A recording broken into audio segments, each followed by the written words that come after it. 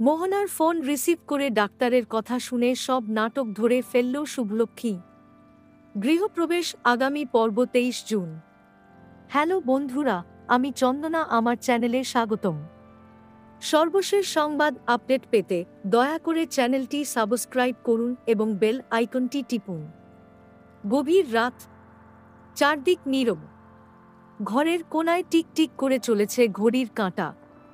শুভলক্ষ্মী বারান্দায় বসে আছেন, হাতে এক কাপ চা, কিন্তু চোখ দুটো ছুটে চলেছে দূর আকাশের দিকে।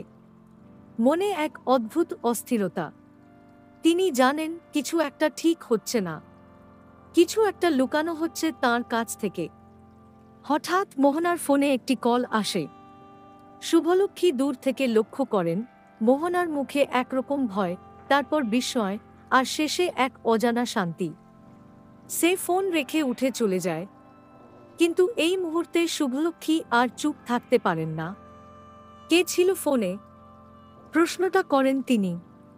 মোহনা প্রথমে কিছু বলতে চায় না, কিন্তু শুভলক্ষ্মীর কণ্ঠে ছিল এমন দৃঢ়তা যা উপেক্ষা করা কঠিন। ডাক্তার।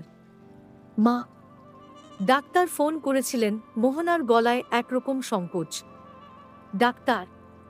কিসের ডাক্তার? কাকে নিয়ে ফোন করল? শুভলক্ষ্মীর চোখ সরু হয়ে যায়।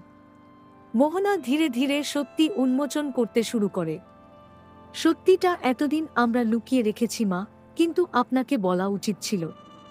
বাবা, আপনার বর, তিনি অনেক দিন ধরে অসুস্থ ছিলেন। নিউরো সমস্যার কারণে তাঁর স্মৃতিভ্রম হচ্ছে। আজ ডাক্তার জানালেন তাঁর স্মৃতিশক্তি প্রায় হারিয়ে ফেলেছেন। আমরা ভেবেছিলাম আপনার মন ভেঙে যাবে, তাই বলিনি। শুভলক্ষ্মী হতবাক। চোখ বড় হয়ে যায়। তাঁর হাত থেকে কাপটা মেঝেতে পড়ে যায়, কাঁচ ভেঙে টুকরো টুকরো। এক মুহূর্তে মনে পড়ে যায় গত কয়েক মাসের ঘটনাগুলো।